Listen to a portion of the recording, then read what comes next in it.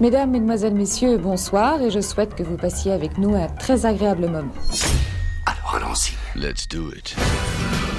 I have good news for you. C'est de la Formule Express. J'adore ça.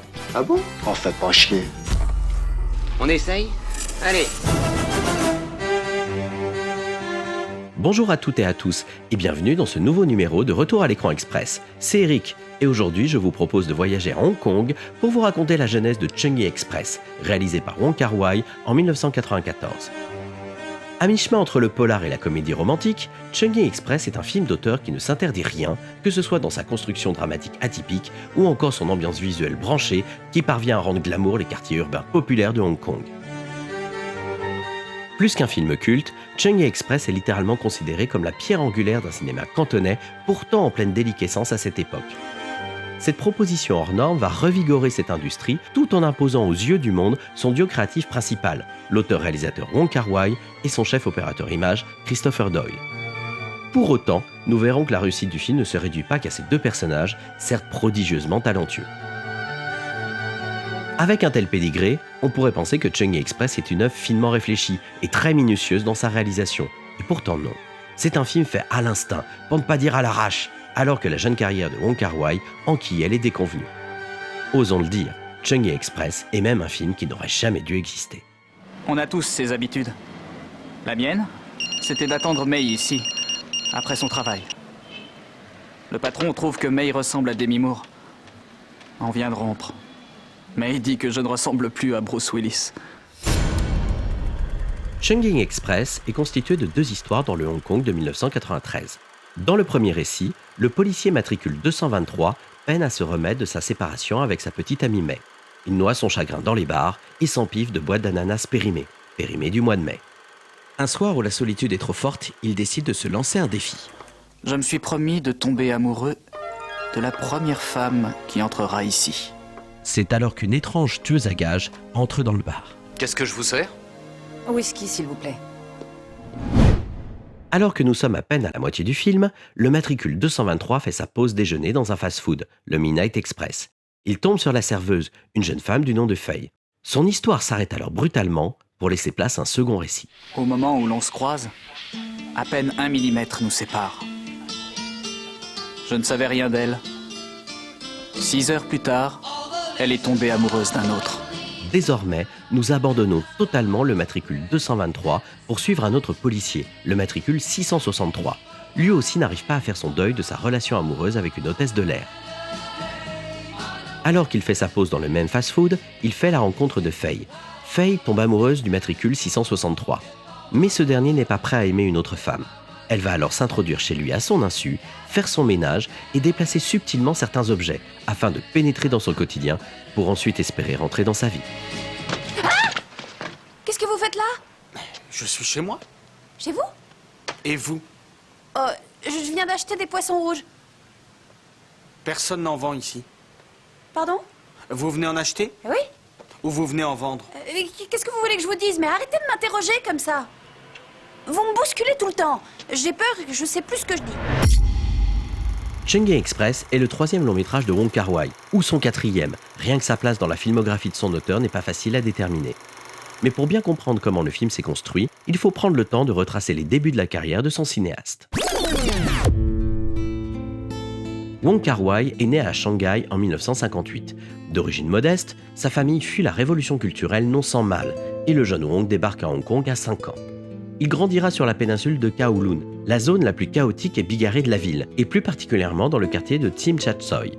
C'est un quartier extrêmement populaire où s'entassent les bars, les restaurants bon marché, les communautés et les petits trafics. C'est aussi un quartier où pullulent les cinémas. Étant donné que c'est un divertissement bon marché, la mère de Wong Kar-wai prend l'habitude d'emmener son fils découvrir les grands classiques. Une vocation de cinéaste va naître en lui. Wong Kar-wai commence dans l'industrie en tant que scénariste. Il se fait embaucher par la société Cinema City, une structure qui connaîtra de nombreux succès, notamment en 1986 avec le Syndicat du crime, A Better Tomorrow de John Woo, coproduit avec la Film Workshop de Choi Ark. Mais au bout d'un an, Wong quitte la société car il aura été incapable d'écrire le moindre bout de script dans cet univers très codifié, aussi bien sur l'écran qu'en coulisses. il décide de devenir freelance et d'écrire pour des films modestes, tournés rapidement dans des quartiers chauds, à l'instar de son quartier d'enfance. Dans une interview pour le livre Hong Kong Babylone, il dit « J'ai travaillé pour des réalisateurs qui n'avaient pas beaucoup de succès, et j'ai beaucoup appris de leur manière de faire des films à tout petit budget et très rapidement. L'un des réalisateurs était même un gangster. On pense que ces gens sont des durs, mais une fois que l'on commence à travailler avec eux, ils ne sont pas si différents. Je chéris les expériences de vie de cette période. »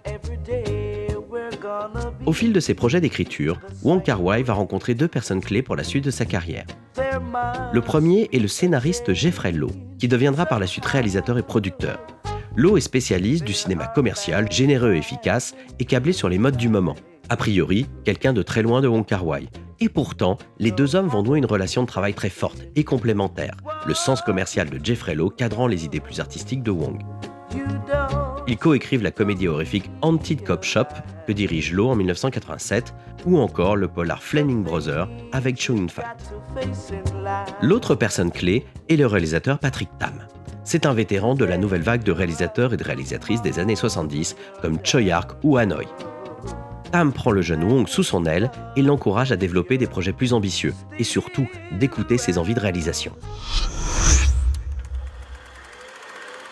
Ensemble, Patrick Tam et Wong Kar-wai imaginent le traitement d'une trilogie de polar racontant 3 moments de la vie de deux amis gangsters, trilogie dont ils se partageraient la réalisation. Finalement, le projet évoluera en 2 films distincts. Le premier est Final Victory, réalisé en 1987 par Patrick Tam et co-scénarisé par les deux hommes. C'est d'ailleurs le seul scénario que Wong Kar-wai assume de ses débuts. Le second film est As Tears Go By en 1988 et c'est le long métrage qui marque les débuts de Wong Kar-wai à la réalisation depuis un scénario coécrit avec Jeffrey Loh.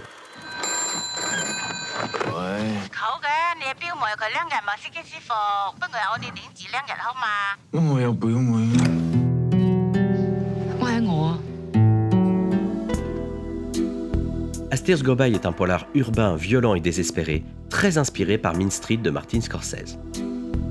Dans ce premier film, Wong Kar-wai démontre un véritable goût pour les comédiens et leurs personnages. Le casting réunit les jeunes stars Andy Lau, Jackie Chun et Maggie Cheung, dont c'est le premier rôle vraiment consistant, loin des compositions légères de demoiselles en détresse dans les films de Jackie Chan. En interview dans les Cahiers du cinéma en mars 1999, la comédienne se souvient. Avant Wong Kar-wai, être actrice signifiait pour moi réagir, hurler de rage sans conséquence, pleurer comme une enfant, sautiller, séduire en un clin d'œil. On me demandait d'être une présence, au charme immédiat.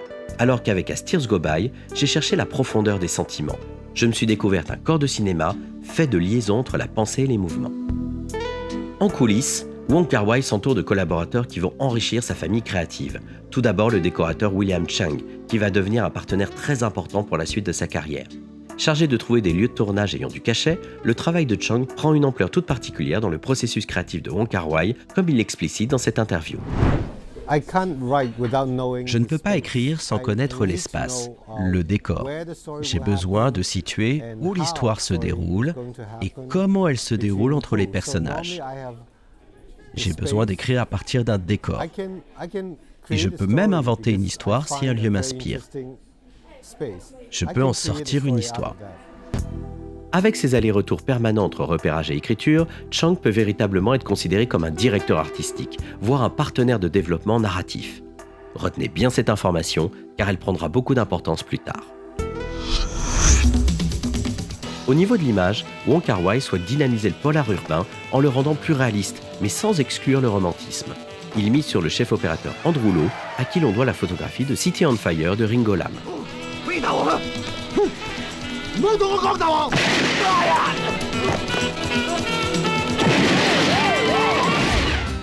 Pour l'anecdote, le nom d'Andrew Loh vous dit peut-être quelque chose.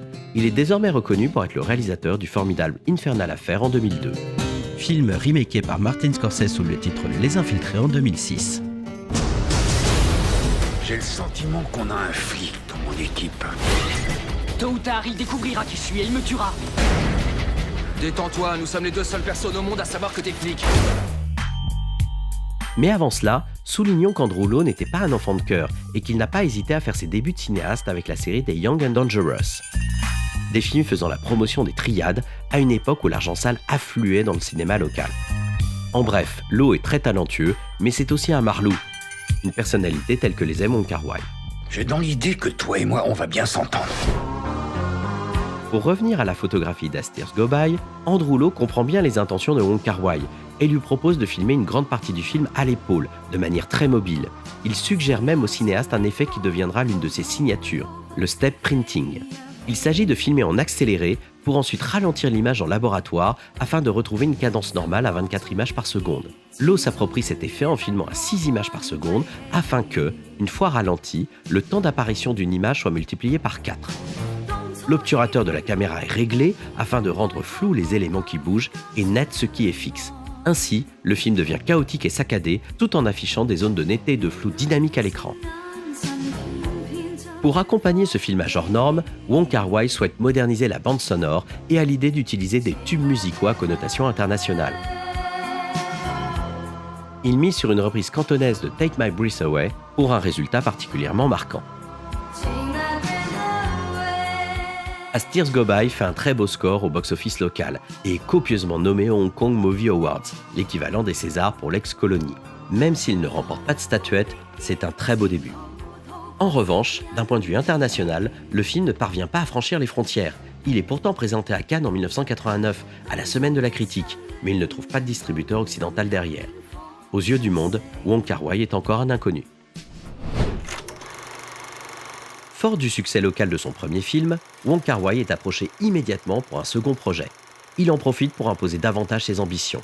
Il ne veut plus se cantonner au polar et souhaite s'ouvrir un cinéma d'auteur centré sur des personnages complexes. Plus étonnant, il souhaite travailler le film de manière libre, c'est-à-dire de commencer le tournage avec une trame de scénario pour ensuite construire l'histoire au fur et à mesure des inspirations et de l'apport de chacun.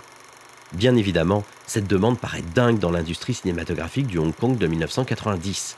À cette époque, les films sont produits très rapidement pour que la rentabilité soit optimale. Aussi, l'industrie repose sur une poignée de stars qui ne peuvent attribuer qu'une quantité de jours de tournage limitée à chaque film. Les plannings doivent donc être très précis et efficaces. Mais les stars, justement, Wong Kar-wai sait leur parler.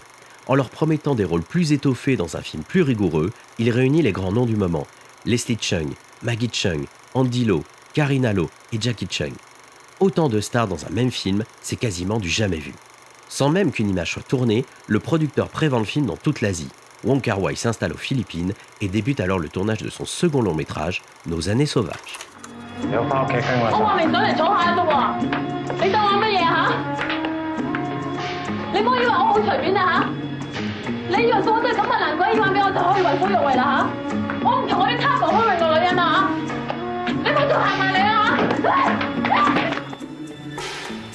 Le film raconte l'histoire d'un jeune homme, joué par Leslie Cheung, à la recherche de sa mère biologique.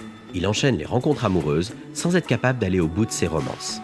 Côté coulisses, on ne change pas une équipe qui gagne et Wong Kar-wai s'entoure de ses fidèles.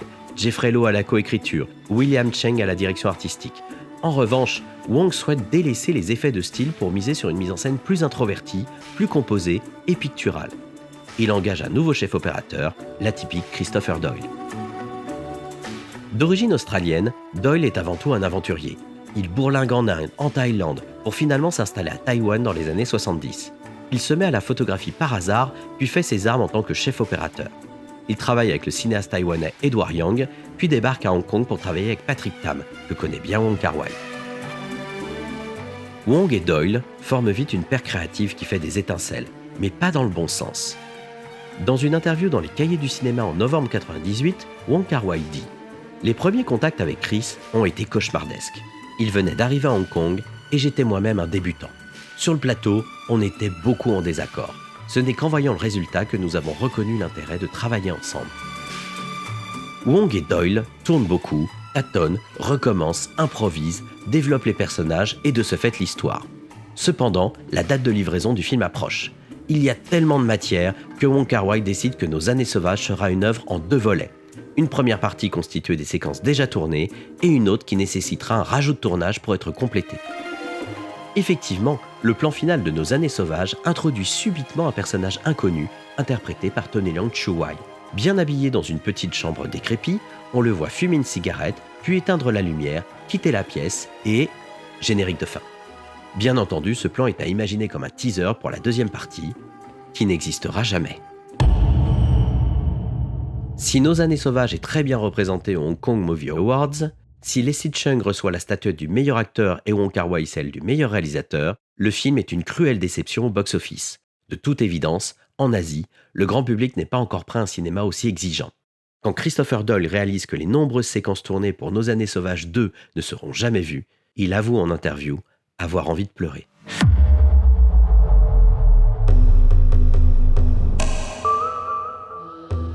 Pour son prochain projet, Wong Kar-wai monte sa propre société, la Jetton Production, tout en associant son partenaire de toujours, Jeffrey Lowe. Wong souhaite conserver la liberté artistique de Nos Années Sauvages tout en se mettant en phase avec les attentes du public. Il mise sur le Wuxia-pian, le film de chevalerie, un genre très apprécié qui permet de l'action sans compromettre ce qui intéresse vraiment Wong, à savoir la peinture de personnages torturés. Il se plonge dans le roman La légende du héros chasseur d'aigle de Jin Young, dont il ne garde que la trame afin de construire ce qui devient son troisième film, Les Cendres du Temps. Il s'entoure à nouveau de William Cheng à la direction artistique et de Christopher Doyle à l'image. Conscient que sa liberté artistique est proportionnelle au nombre de stars sur l'affiche, Wong fédère un casting encore plus énorme que Nos Années Sauvages. Leslie Cheung, Maggie Cheung, Carina Lo, Jackie Cheung, Tony Leung Chiu-wai, Tony Leung Ka-fai, Brigitte Lin et même Joey Wong, la comédienne superstar depuis le succès international d'Histoire de fantômes chinois, du jamais vu. Malheureusement, le tournage va virer au cauchemar.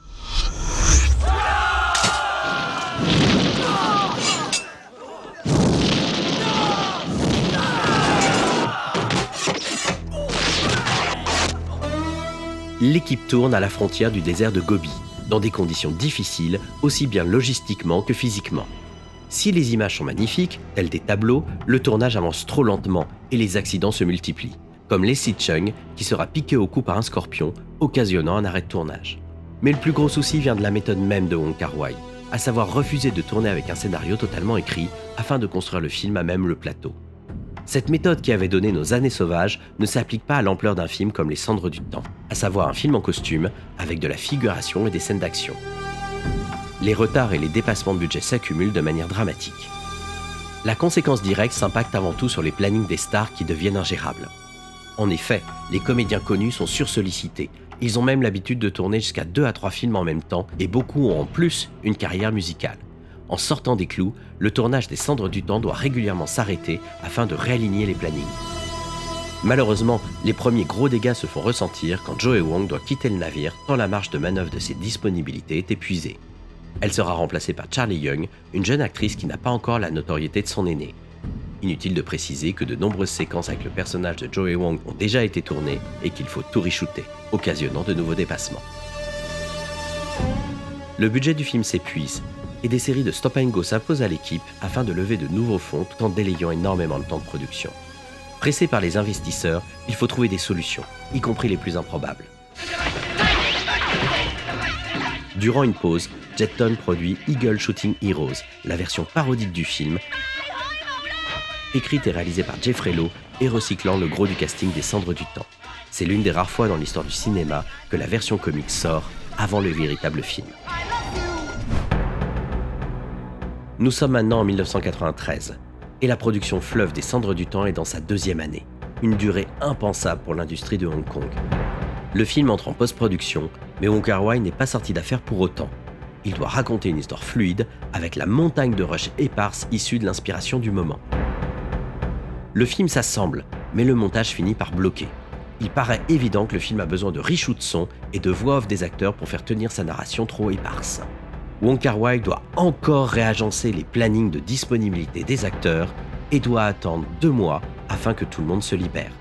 Une nouvelle pause qui enfonce encore plus le film, tandis que la presse locale ne se prive pas de faire ses choux gras de sa production catastrophique. Durant cette ultime pause, Wong Kar-wai a 2 options face à lui. Ou bien déprimer tout seul dans son appartement en attendant que le temps passe, ou bien réunir les quelques personnes de l'équipe disponibles et faire un film à toute vitesse pour, je cite, « penser à autre chose ». D'après vous, que va-t-il se passer ? Dis, tu as vu Faye ? Elle est mignonne, pas vrai ? Qui c'est ? C'est ma petite nouvelle. Tu l'as même pas remarqué. Je te conseille de te dépêcher avant que Richard te chipe celle-là aussi. Nous avons fait une longue circonvolution pour vous parler enfin de Chungney Express, mais il était important de détailler tous les événements qui se sont petit à petit agglomérés pour exploser ici de manière instinctive dans ce film conçu en réaction à ce contexte, tourné et monté en seulement 2 mois. Aux prémices du projet, Wong Kar-wai imagine un film constitué de 3 histoires courtes tournées dans le Hong Kong contemporain en décor naturel. Pour s'assurer de l'intérêt du public local, il décide de mettre en scène des personnages de policiers afin de donner une couleur un peu polar à l'ensemble. Cependant, son objectif est de laisser libre cours à ce qui irriguait en toile de fond ses précédents films, à savoir les destins amoureux. Finalement, Wong Kar-wai simplifie son projet à seulement 2 histoires. Un homme aime une femme aime un homme. Il décide de tourner de manière chronologique, séquence après séquence, car cela lui permet d'écrire la veille les scènes à mettre en boîte pour le lendemain. En parallèle, il mobilise ses fidèles, Jeffrey Lowe à la production, William Cheng à la direction artistique, ainsi que les 2 chefs opérateurs de ses précédents films, Andrew Lowe et Christopher Doyle, qui se chargeront chacun d'un segment du film. Du casting des Cendres du Temps, Wong Kar-wai convainc Brigitte Lin de tourner pendant quelques nuits, bien qu'elle soit accaparée le jour par une pièce de théâtre en costume. Il approche également Tony Leung Chiu-wai, car cela lui permet de rebondir sur le plan final de Nos années sauvages et de donner en quelque sorte une suite à son apparition laissée à l'abandon. L'acteur se souvient de son appel. Au départ, il n'était pas prévu que je joue dans Changi Express. Le tournage a commencé et un jour, il m'appelle et me dit « Est-ce que tu peux jouer pour moi dans le film ?» Je lui réponds « Je suis désolé, je suis en plein travail sur mon album. Je n'ai que 10 jours à t'accorder. » Et là, il m'a répondu « Ok, 10 jours, ça suffira. » Wong Kar-wai boucle le casting avec l'acteur sino-japonais Takeshi Kaneshiro, alors débutant. Pour le rôle de la lumineuse Faye, il mise sur une comédienne novice mais superstar de la chanson, Faye Wong. Si le générique l'annonce comme son premier rôle au cinéma, soulignons que Faye Wong était déjà apparue en 91 dans Beyond Diary de Francis Tsang. Maintenant que le casting et l'équipe sont sécurisés, Wong Kar-wai peut se laisser inspirer par les décors comme il aime le faire. Il décide de tourner le premier segment dans son quartier d'enfance de Tsim Shat Tsoi, qu'il connaît sur le bout des doigts. Il ambitionne de tourner dans l'improbable Chungking Mansion, une immense galerie marchande de 17 étages où s'entassent petites boutiques et hôtels bon marché squattés par une population précaire. Tandis qu'il débute le tournage de la première partie, il missionne le décorateur William Cheng de gérer les repérages du deuxième segment. Cheng va lui aussi se rapprocher des quartiers où il a grandi et qu'il connaît par cœur, en l'occurrence le quartier d'affaires appelé Central, sur l'île de Hong Kong. Ses recherches rayonnent autour d'un fast-food très connu du quartier, le Midnight Express. Maintenant que chaque partie contient son décor principal, la Chungking Mansion d'un côté et le Midnight Express de l'autre, le titre du film est tout trouvé. Ce sera Chungking Express. On a tous des peines de cœur. Quand j'ai le cœur brisé, moi je cours. Courir m'aide à évacuer l'eau de mon corps, pour ne plus avoir de larmes. Le tournage de la première partie débute en mode guérilla, à même la rue et en petite équipe. Bien entendu, c'est le talent incroyable d'Andrew Lowe à la caméra épaule qui va définir en premier lieu l'esthétique du film. Une esthétique crue et dynamique qui compose avec les contrastes offerts par les lumières urbaines. Avec leur passif, Lowe et Wong n'ont pas peur de plonger leur caméra dans les quartiers chauds où règne l'économie parallèle alors qu'ils n'ont aucune autorisation de tournage. L'effet du step printing qu'ils ont développé pour Aster's Go By est ici copieusement utilisé pour des plans absolument saisissants dans les allées bondées de la Chungking Mansion. Wong Kar-wai dit vouloir souligner avec cet effet le dynamisme hors norme de Hong Kong et tout particulièrement de ce quartier qui ne s'arrête jamais. Pour des raisons de production, certaines séquences sont tournées dans les Mirador Mansion, des immeubles similaires mais plus petits et moins densément peuplés. La star Brigitte Lin rejoint le plateau tard le soir après ses représentations au théâtre. Il n'y a pas le temps de la démaquiller et de la coiffer pour lui redonner un look contemporain. Wong Kar-wai décide d'en faire une force et de l'affubler d'une perruque blonde, de lunettes rouges et d'un trench coat. Cette contrainte lui permet de rendre hommage au personnage de Gina Rowland dans Gloria de John Cassavetes, un film qu'il adore. Il y a à mon avis que 3 raisons pour qu'une femme porte des lunettes noires la nuit. Ou bien, cette femme est aveugle, ou c'est une petite snob qui les met pour la frime, ou bien alors, elle a le cœur brisé et elle ne veut pas que les gens la voient pleurer. Au départ, le scénario de cette première partie met en scène le policier joué par Takashi Kaneshiro tenter de rentrer dans la vie d'une star de cinéma jouée par Brigitte Lin afin de la convaincre de l'aider à démanteler un trafic de drogue opéré par des Indiens. Mais Wong n'est pas satisfait de la tournure que prend son histoire au fil de ses premiers jours. Il réarrange complètement les personnages et la narration alors que le tournage a déjà commencé. Finalement, Brigitte Lin devient une tueuse à gages et c'est elle qui dirige le commerce de drogue avec les Indiens. Le plan d'ouverture où Takashi Kaneshiro la poursuit dans la Chungking Mansion a donc été tourné avec la première histoire en tête. Bien se connaître ne veut pas dire s'aimer. Tout le monde change. Un jour, on aime les ananas. Le lendemain, autre chose. Pour le tournage de la seconde partie, l'équipe s'installe sur l'île de Hong Kong et utilise le contraste offert par le quartier plus aisé de Central. La comédienne Valérie Cho, aperçue dans The Blade de Choi Ark, rejoint le casting pour incarner l'ancienne petite amie et hôtesse de l'air lors de flashbacks. Je trouve que t'es mieux en uniforme. Toi aussi. Au niveau de la photographie, Andrew Lo cède la caméra à Christopher Doyle, bien qu'il le remplace encore sur quelques jours d'indisponibilité. Il y a dans ce relais un véritable système de parrainage qui construira définitivement le style visuel de Doyle. En effet, sur Nos années sauvages et les cendres du temps, Doyle utilise principalement la caméra sur pied. C'est grâce à ce passage de relais qu'il va intégrer le style sur le vif d'Andrew Lo, comme l'explique Wong Kar-wai. Nous n'avions pas le temps de poser la caméra sur pied, alors nous avons beaucoup tourné, caméra épaule. Chris Doyle était très influencé par Andrew Lo, car il était très impressionné par son travail. Christopher Doyle transcende littéralement le style d'Andrew Lo. Il le modernise, le rend plus séduisant et pop. Il utilise les réflexions des surfaces, filme à travers les textures ou fabrique des cadres dans des cadres en assumant la promiscuité des petits lieux de tournage. Pour casser le gris du béton, il utilise toute une batterie de fils de couleurs chaudes en correspondance avec les costumes des comédiens.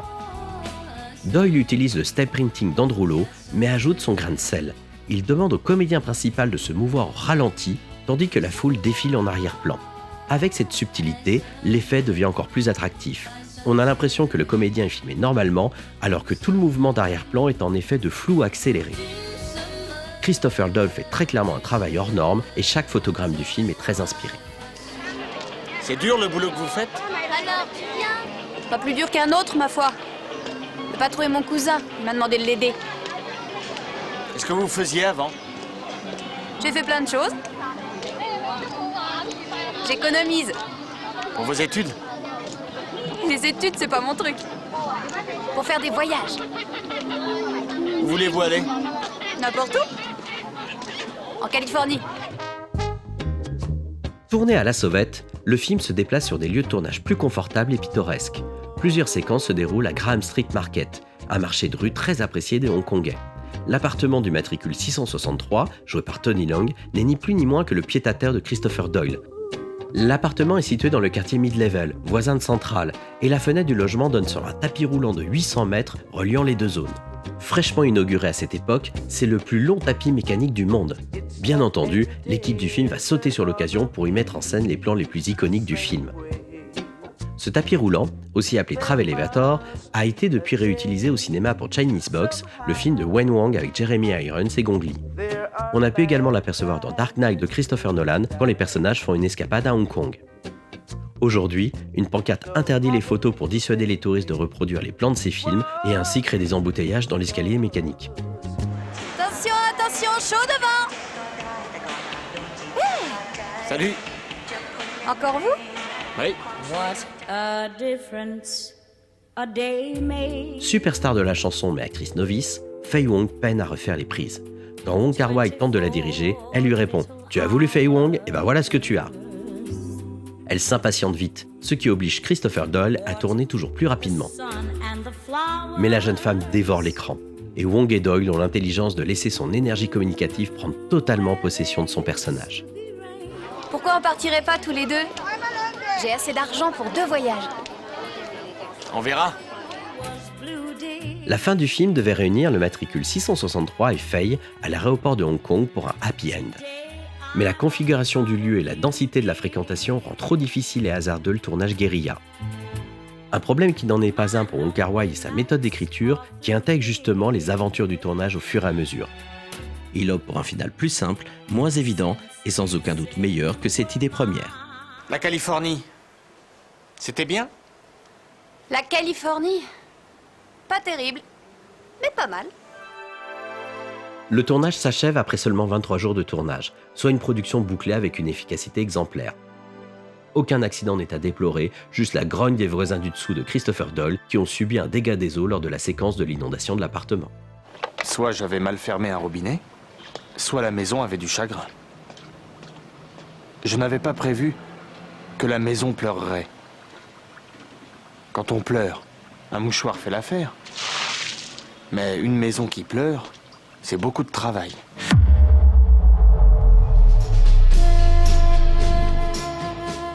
Wong Kar-wai monte Chungking Express rapidement car il doit toujours finaliser Les Cendres du Temps. C'est sur ce film que le directeur artistique William Cheng prend officiellement la casquette de monteur, tandis qu'il avait déjà donné un coup de main en salle de montage sur Nos Années Sauvages et Les Cendres du Temps. C'est un moment très important dans la collaboration de ces deux hommes, car Chang est depuis le monteur de tous les films de Wong Kar-wai, en plus d'en assumer la direction artistique.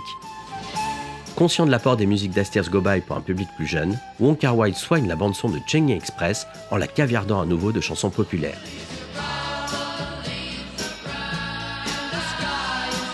Il surutilise la chanson California Dreaming, un tube américain des années 60 chanté par les Mamas and the Papas.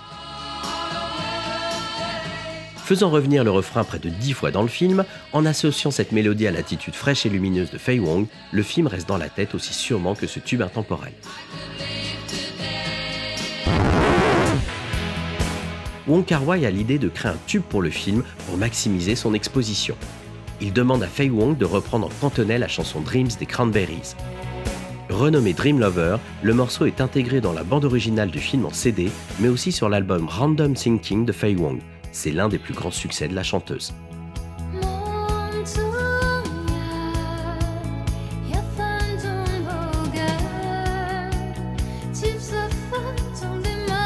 Si le montage s'exécute sans contrainte ni pression, il est à noter que le film existe en deux versions. Une version de 98 minutes destinée au marché de Hong Kong et une version de 102 minutes destinée à l'international.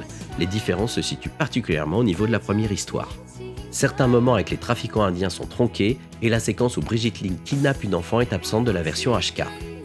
Les autres modifications sont des altérations de la bande sonore. Allô ? Allô ? Allô, qui est à l'appareil ? Vous avez 1 heure pour me donner les renseignements que je veux. Ou vous ne reverrez pas votre fille. Quand Chungking Express sort en salle, c'est une bouffée d'air frais, une revigoration totale de l'esthétique du cinéma de Hong Kong.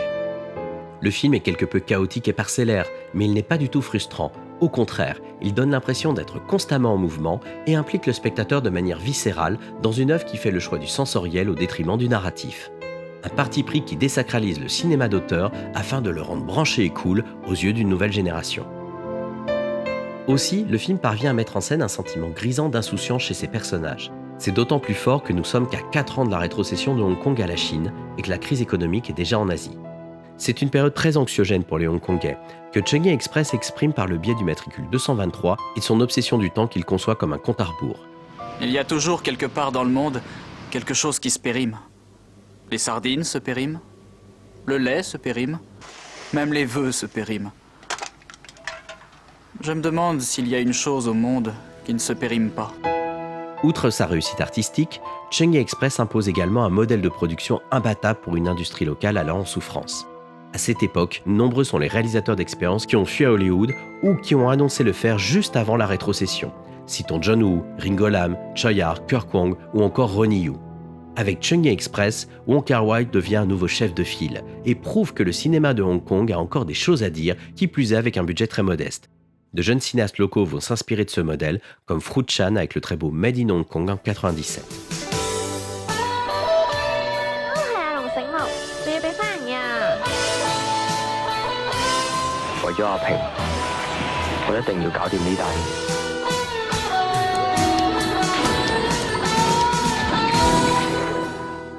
Au Hong Kong Movie Award de 1995, Wong Kar-wai est omniprésent, car il est cité dans pratiquement toutes les catégories, aussi bien pour Chungking Express que pour Les Cendres du Temps qu'il a achevé entre-temps. C'est même la première fois qu'un réalisateur est en concurrence avec lui-même dans une cérémonie de ce calibre.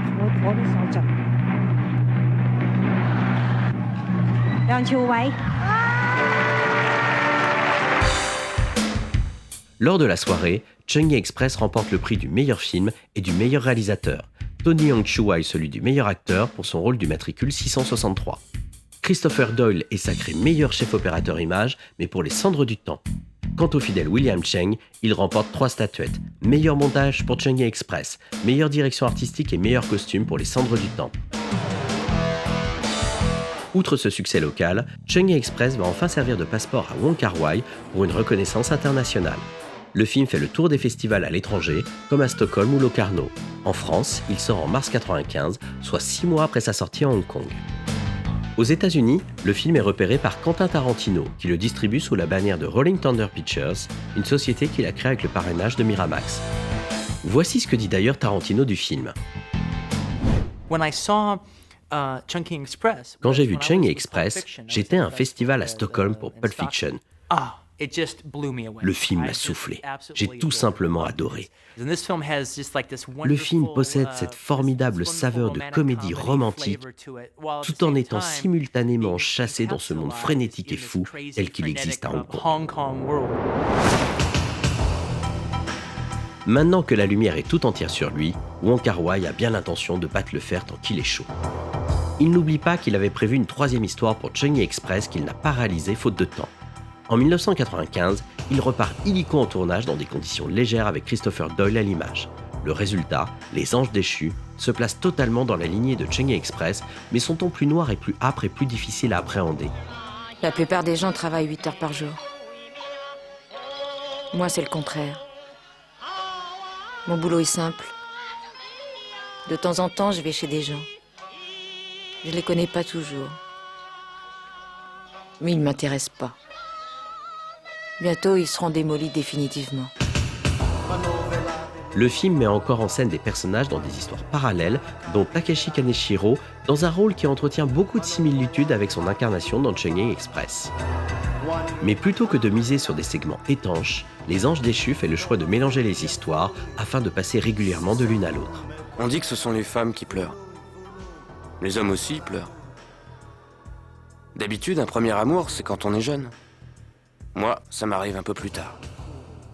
Je dois être trop difficile. Pour un public qui les suit depuis leur début, il est clair qu'avec ce film, Wong Kar-wai et Christopher Doyle commencent à se reposer sur leur laurier, ce qu'ils admettent volontiers en interview. Mais pour le public international qui vient de les découvrir, Les Anges Déchus est une claque stylistique. De plus, Nos années sauvages et Les cendres du temps sont redécouverts et sortent coup sur coup en salle en Occident. Le duo devient omniprésent. Il y a des gens dont on ne peut jamais se rapprocher. Ceux qu'on connaît trop finissent par vous ennuyer. Le milieu de la publicité ne reste pas insensible à leur univers, et Wong et Doyle sont courtisés pour mettre en scène les plus grands spots du moment sous forme de courts-métrages. Ils font un film pour le designer japonais Takeo Kikuchi, et un autre pour le fabricant de téléphones Motorola avec Fei Wong. Des œuvres qui font grincer quelques dents à Hong Kong, compte tenu des budgets faramineux que leur sont alloués, tandis que les longs métrages locaux s'enfoncent toujours plus dans la précarité. Après la présentation d'As Tears Go By dans l'indifférence générale, le Festival de Cannes a bien l'intention de ramener le réalisateur dans sa compétition. Wong Kar-wai est informé qu'une place lui est réservée dans la sélection officielle de 97 si jamais il avait un nouveau film à proposer. D'abord surpris des méthodes de sélection du festival, Wong répond présent même s'il n'a pas écrit une ligne d'un nouveau projet. Pour éviter de radoter artistiquement, Wong et Doyle s'installent en Argentine pour tourner Happy Together avec Leslie Cheung et Tony Leung Chiu-wai, un très beau film d'amour contrarié entre deux hommes, un sujet que Wong s'est dépêché de concrétiser de peur que la rétrocession imminente à la Chine censure le thème de l'homosexualité. Wong Kar-wai reçoit le prix de la mise en scène et devient le premier réalisateur hongkongais primé à Cannes.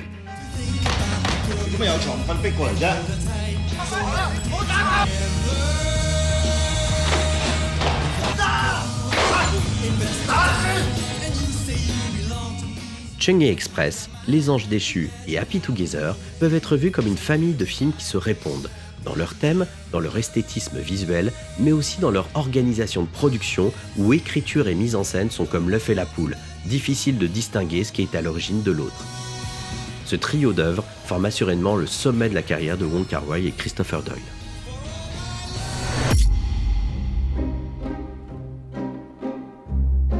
Wong Kar-wai rentrera définitivement au panthéon des auteurs internationaux avec son film suivant, In the Mood for Love, et sa présentation triomphale à Cannes en 2000. Grand prix technique pour Christopher Doyle et prix d'interprétation masculine pour Tony Leung Chiu-wai.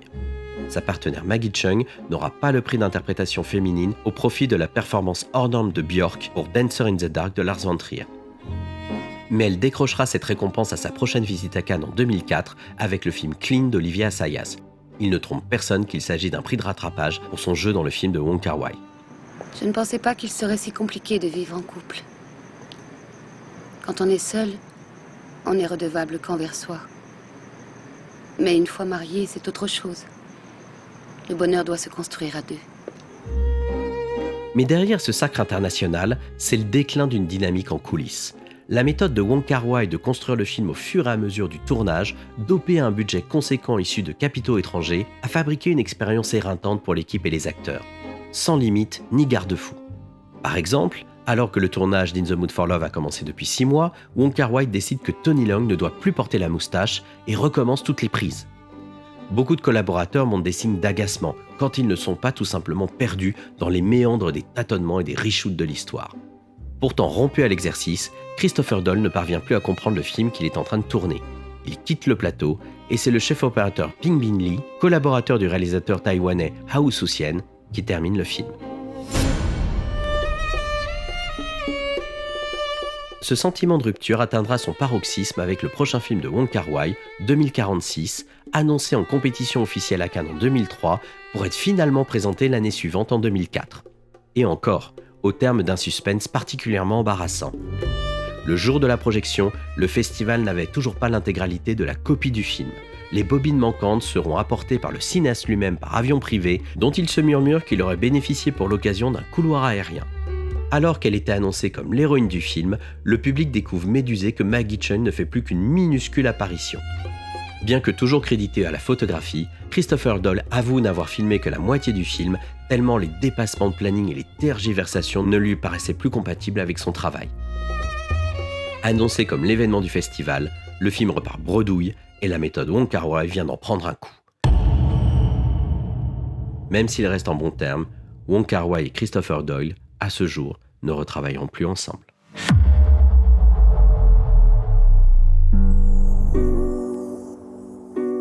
Pour évoquer la première découverte du film, j'ai le plaisir de recevoir mon invité Jonathan. Merci d'être avec nous. Merci Eric.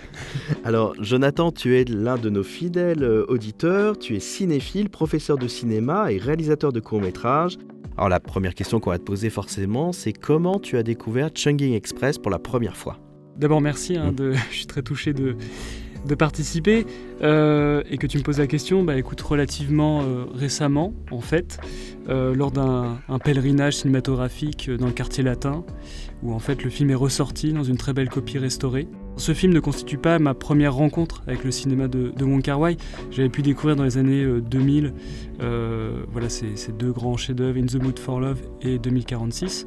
Ça a été un choc évidemment, et je me rappelle qu'à l'époque je passais en candidat libre le bac cinéma, et donc pendant l'oral j'ai dû parler du film et improviser dessus, et c'était assez intimidant et en même temps hyper exaltant, parce que voilà, c'était la grande époque de la Wong Kar-wai mania et tout ça. Et puis après en fait j'ai fonctionné comme avec pas mal de réalisateurs, j'ai fonctionné à rebours, c'est-à-dire que j'ai découvert ses films des années 90 et son premier film un peu plus tard. J'avais tout raté, un peu comme un gros naze, mais je me rappelle par exemple de As Tears Go By, son premier en 88, en plus c'est l'année de ma naissance, et j'avais adoré le côté film d'action à la Tsuark ou John Woo, mais revisité par un romantique des années 80. Et puis j'avais beaucoup aimé la place de la musique aussi dans ce film. Je me rappelle encore je crois que c'est la chanson de Top Gun qui est reprise en cantonais. Oui, c'est cela. J'avais trouvé ça super. Enfin, moi, ça me fait penser à ce mouvement musical, les nouveaux romantiques, donc ces groupes un peu kitsch des années 80, donc avec un côté pop hyper dansant et enlevé, et en même temps un truc très mélancolique. Moi, j'appelle ça le spleen des années 80. Dans tous ces films, on a l'impression qu'à chaque fois, les personnages sont des amateurs ou des passionnés de musique, et ils écoutent de la musique en permanence, ils écoutent le même morceau en boucle. Et j'adore ça en fait, que c'est pas comme dans le cinéma classique où on a une musique extra-diégétique. Là, c'est vraiment les personnages qui parlent de musique et écoutent de la musique dans la scène. Ils relancent le morceau parce qu'ils l'adorent. Je sais que c'est le cas dans Chungking Express. Un peu comme dans les films de Tarantino de la même époque en fait. Ils font beaucoup ça tous les deux. Oui, tout à fait, oui, ils ont vraiment ça en commun. Et toi, du coup Alors, moi, si tu veux, Chungking Express, c'est particulier, Wong Kar-wai aussi, parce que je suis un peu plus âgé. Quand arrive le film, alors il est venu un petit peu en décalage avec nous, mais j'ai grosso modo 20 ans, donc j'ai pile l'âge pour vraiment me prendre une baffe. Alors le film, pour autant, je ne l'ai pas vu en salle quand il est sorti, alors que j'aurais pu, mais j'habitais en province à l'époque, à Nantes, et c'était pas si évident d'avoir accès à ces films-là, un peu différents, c'était quand même assez peu représenté, et le cinéma de Hong Kong était très peu accessible, il n'y avait pas Internet, il n'y avait pas les DVD, il n'y avait pas tout ça. Et donc on était tributaire des sorties salles, et dans une ville de province qui avait des cinémas d'art et d'essai qui étaient très limités, les fenêtres étaient très difficiles à voir. Et je me souviens déjà qu'à cette époque, je venais de découvrir John Woo par le biais d'À toute épreuve qui était sorti, que j'avais vu sans savoir ce que c'était au détour d'une fête du cinéma. J'étais, mais qu'est-ce que c'est que ce truc? Ça m'avait explosé la tête. Choi Ark aussi, je lisais, je fantasmais dans certaines revues qui étaient déjà assez limitées, des articles sur ces films. Il y avait une rétrospective à ce moment-là qui était sortie. Je séchais, je me souviens les cours, mes professeurs, pour aller voir les films de Choi Ark. C'était une sélection. Et j'ai loupé Changi Express, mais j'en ai entendu parler. Et donc, moi, je l'ai vu la première fois dans l'un des autres canals très importants de ma génération, parce qu'il y avait le cinéma, le vidéoclub, mais là, je parle de Canal+, qui diffusait les films juste après. C'est toujours le cas maintenant, mais c'était exclusif à l'époque. Et je l'ai découvert à la télé. Donc télé, 4 tiers, etc. Et c'est là où je me suis pris effectivement une grosse baffe. Et l'époque a été importante parce que j'ai vu Changi Express qui m'a beaucoup marqué. Et comme je l'ai vu à la télé après sa sortie cinéma, et bien tout de suite après, il y avait Les Anges Déchus qui étaient en salle à ce moment-là. Donc je l'ai vu très peu de temps après. Et comme il y avait les anciens Wong Kar-wai qui ressortaient, j'ai pu voir Les Cendres du Temps au Festival des Trois Continents à Nantes, qui est un festival qui est important. Nos Années Sauvages aussi qui est ressorti. Et se prendre ça coup sur coup, c'était vraiment quelque chose à l'époque. Maintenant, j'ai une question aussi qui me taraude, je te donnerai peut-être mon sentiment après.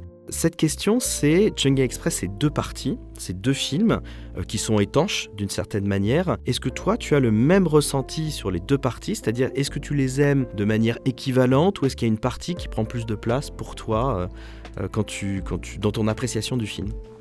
Très bonne question, difficile d'y répondre. J'aime beaucoup la structure en 2 parties. Et comment les 2 parties se répondent finalement, malgré effectivement l'espèce d'étanchéité dont tu parles, de séparation très nette. On sent que thématiquement, les films sont très proches. Cela dit, je suis quand même tombé sous le charme de Brigitte Lin dans la première partie du film de Wong Kar-wai. Je l'avais déjà vu dans le film de Ronnie Yu, qui était sorti je crois 1 an avant, The Bride with White Hair. Désolé pour mon accent anglais. C'est déjà une actrice que j'avais beaucoup aimée dans ce film. Elle avait un rôle formidable et là je l'ai retrouvée affublée d'oripeaux très film noir en fait. Elle ressemble à une femme fatale avec le trench coat, la perruque blonde, les lunettes noires, la cigarette. Ça c'est pour mon côté fétichiste. Mais j'aime beaucoup son côté aussi badass, dur à cuire à l'extérieur et puis beaucoup plus vulnérable et fragile à l'intérieur au moment où justement le héros finalement passe une nuit avec cette femme mystérieuse. Voilà. Mais j'aime beaucoup le mystère qui entoure son personnage et puis comment il suggère par petites touches ce qu'elle vit, qu'est-ce qu'elle essaie de fuir en assassinant ce type à un moment donné. Je ne veux pas trop dévoiler ni déflorer la découverte pour celles et ceux qui n'auraient pas vu le film. Mais voilà, j'ai beaucoup fantasmé ce personnage et son histoire et la potentielle histoire d'amour entre les deux. Et je crois que je suis un peu tombé amoureux d'elle, en tout cas de cette figure féminine. Mais du coup, toi, est-ce que tu as une préférence? Et j'ai presque envie de dire, est-ce que tu as une figure féminine que tu préfères ou une histoire? Alors moi, mais c'est amusant parce que c'est l'inverse. C'est-à-dire que moi, j'ai un très gros coup de cœur pour la 2e partie. Alors la figure féminine, c'est vrai. Alors moi c'est Faye Wong avec sa coupe garçonne qui ne fait aucun effort et qui est pourtant absolument lumineuse et irrésistible. Et puis avec cette association de la musique qu'elle écoute en boucle et qui revient tout le temps. Donc ce que tu disais sur l'utilisation de la musique est vraiment sur ce personnage. Moi j'ai beaucoup aimé aussi Tony Leung, le personnage aussi masculin. Et je trouve cet acteur tellement extraordinaire que c'est vrai que je découvrais à l'époque. J'ai adoré ce duo d'acteurs. Ça ne veut pas dire que les acteurs de la première partie sont en dessous, mais j'ai eu un coup de cœur absolument inexplicable. Je ne sais pas comment dire. Voilà, ça défie l'analyse, mais moi j'ai été très emporté. Une autre question, Jonathan, c'est, même si tu as vu le film récemment, en quoi ce film-là s'est détaché du lot de tous les films que tu vois, parce que tu regardes beaucoup de films de toutes les époques, de toutes les nationalités, donc en quoi Chungking Express s'est dégagé différemment de tous les films que tu vois? Ce que j'aime beaucoup dans le film, c'est qu'il utilise en fait l'intrigue policière ou criminelle comme point de départ, et puis après il prend la tangente assez rapidement d'ailleurs. Donc il semble s'inscrire dans un genre ultra codifié, avec effectivement les flics d'un côté, les truands de l'autre, des personnages interlopes comme ça, la figure de la prostituée, enfin voilà. On est vraiment dans les bas-fonds d'une grande métropole, alors non pas aux États-Unis ou dans un pays d'Occident, mais on est à Hong Kong, donc ça déjà c'est original. Et puis je trouve qu'il a une approche un peu qui me rappelle Antonioni, enfin le cinéma d'Antonioni. Dans le côté, voilà, il y a cette figure féminine, mystérieuse, qui est un peu insaisissable, qui disparaît à un moment donné de l'intrigue. Et puis les personnages évoluent dans un monde saturé par... alors chez Antonioni, c'est l'ère industrielle. Chez Wong Kar-wai, c'est la technologie. On sent que voilà, c'est une île où il y a beaucoup d'activités. Et on a vraiment l'impression voilà, que le monde a beaucoup changé, mais l'être humain est resté le même, et il se sent de plus en plus seul dans cet environnement, et il aspire toujours à trouver l'amour. Donc voilà, je voulais faire ce parallèle et ce pont avec l'œuvre d'Antonioni que j'aime par ailleurs beaucoup. Pour finir notre échange, dernière question. Nous avons vu donc le cinéma de Wong Kar-wai, on l'a découvert par des biais différents, par des entrées différentes, par des chronologies différentes. Alors est-ce que tu estimes que Chungking Express c'est l'un des meilleurs films de Wong Kar-wai, le meilleur film de Wong Kar-wai? Est-ce qu'il est éclipsé à tes yeux par des films qui ont eu des reconnaissances internationales plus marquées?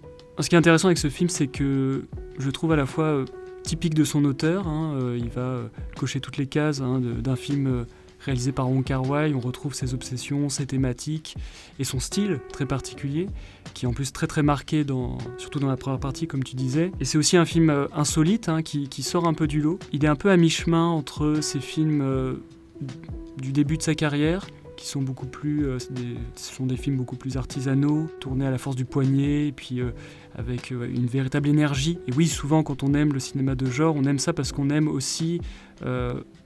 on a l'impression d'assister à la fabrication du film, de voir le film se faire en même temps qu'il est projeté. Enfin, c'est une sensation qui est hyper agréable, et surtout quand on aime soi-même, même à un niveau amateur, fabriquer des films et réaliser des courts-métrages. Non, oui, clairement, pour moi, c'est un peu l'acmé, l'apogée de son œuvre, parce que voilà, il contient tous les points, tous les éléments positifs de ses débuts, cette espèce de sincérité, de naïveté aussi dans la façon de faire. Je conseillerais effectivement peut-être de démarrer par celui-ci, parce qu'il est à mi-chemin entre les deux. Voilà, pour vraiment les fans hardcore du cinéma de Hong Kong, c'est un film intéressant, et puis pour des gens qui ne sont pas vraiment familiers de ce type de cinéma, ça reste un film passionnant et une amorce intéressante et originale pour une bonne entrée en matière, en tout cas pour le cinéma de Wong Kar-wai. Pour toi, que représente ce film au sein de la carrière de Wong Kar-wai? Pour moi, Chungking Express, c'est à la fois la naissance et une forme de sommet du réalisateur, de son auteur, mais aussi de ses collaborateurs, parce qu'ils sont beaucoup aussi derrière lui. C'est un sommet qui est très imparfait et qui est même un petit peu branquignol par-ci par-là, mais c'est ça que je trouve absolument passionnant, et c'est ça que je trouve vraiment en concordance aussi avec le cinéma de Hong Kong, qui n'était pas un cinéma parfait. C'était des films qui étaient faits trop vite, qui étaient faits à l'arrache des fois certains. On est fasciné par des polars où ils tirent à blanc à même la rue, etc., avec les flics qui débarquent, et puis les acteurs qui étaient tellement connus à jouer les policiers que finalement ça se réglait comme ça à la tchatch. Ça, pour moi, ça encapsule, comme tu l'as dit, tout un état d'esprit, toute une industrie, et je trouve que c'est un sommet indépassable. Je dois t'avouer que je suis moins fan des films qu'il fait après, avec des capitaux étrangers, avec la reconnaissance internationale qui était un petit peu prédite, avec In the Mood for Love et compagnie. In the Mood for Love, je l'ai vu, je suis à la fois très heureux de voir ce cinéma dans un tel écrin, de voir des comédiens que j'adore, Tony Leung, Maggie Cheung, je suis forcément très ému de les voir récompensés à Cannes, mais aussi j'y vois, je suis désolé de le dire comme ça, une forme un peu d'embourgeoisement de ce cinéma. Et c'est un cinéma qui vient de la rue, et Wong Kar-wai, il vient aussi des quartiers populaires, quoi. Ce qu'on a gagné en perfection cinématographique, je trouve qu'on l'a perdu en sincérité. Et ça, c'est quelque chose qui, pour moi, fait la différence et qui fait que Chungking Express est à mes yeux, mais voilà, ce n'est que mon médiocre avis, et pour moi le sommet de son auteur, ce qui n'empêche pas que tout ce qu'il aura fait après sera forcément extrêmement intéressant, bien évidemment.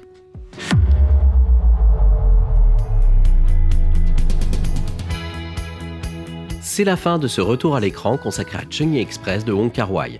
Si vous souhaitez le voir ou le revoir, le film est disponible via un coffret DVD Blu-ray, regroupant également Nos années sauvages, Les anges déchus et Happy Together. Cette édition est cependant vieillissante, avec une copie perfectible et une interactivité très anecdotique. Mais la récente ressortie en salle de Chungking Express dans une copie restaurée laisse imaginer que nous reverrons bientôt le film en vidéo dans les meilleures conditions. Vous n'aurez aucun mal à trouver les autres films de Wong Kar-wai en support physique, même As Tears Go By qui est édité en 4K chez nous. A noter que Les Cendres du Temps est ressorti en 2008 en salle et édité depuis en vidéo dans une version dite Redux, plus courte d'une dizaine de minutes et avec un étalonnage différent. Pour les curieux, nous conseillons également de visionner le court-métrage 1/10 of a Millimeter Apart. Il s'agit d'un montage d'archives inédites des films de l'auteur, avec notamment des images des scènes coupées de Chungking Express. Ce sera notamment l'occasion de découvrir le visage de Brigitte Lin sans ses lunettes rouges. Il est maintenant temps pour moi de vous remercier pour votre écoute et l'on vous donne rendez-vous très bientôt pour un nouveau numéro de Retour à l'écran. Si je devais résumer ma vie aujourd'hui avec vous, je dirais que c'est d'abord des rencontres. C'est vrai que je ne vis que pour le cinéma. Pour être aimé, il faut être aimable. Vous voulez un chocolat? C'était pas ma guerre. Back and full force. Quelle est votre devise? Je m'appelle Bond. James Bond. Vous délirez totalement là. C'est ça qui permet de voyager à travers le temps. La vie a plus d'imagination que nous. J'espère que je ne vous apprends rien. Vous êtes un mélancolique. Mélancolique, mon cul.